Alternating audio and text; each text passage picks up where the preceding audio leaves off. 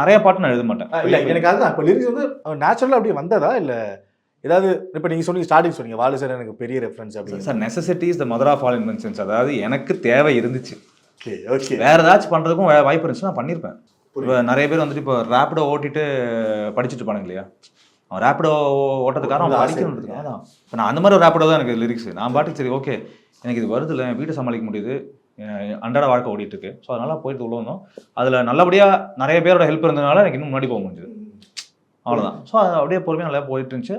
சைபர் நான் டேரக்ஷனுக்கு என்னெல்லாம் பண்ண முடியுமோ தேடிட்டே இருந்தேன். ஸோ ஆன் த பேஸ் நிறைய கதைகளை எழுதி கொடுத்து போய் அங்கே இங்கேன்னு வந்து எனக்கு இது பெரிய விஷயம்னா லோகேஷ் கனகராஜ்னு ஒரு பெரிய ஒரு ஐடென்டி கார்டு இருக்கு கதவை தட்டுறதுக்கு. ஓகே ஓகே, அந்த கதை தட்டி திறந்து விட்ருவாங்க, நான் உள்ளே போய் சொல்கிறதுல என் வேலை தான்.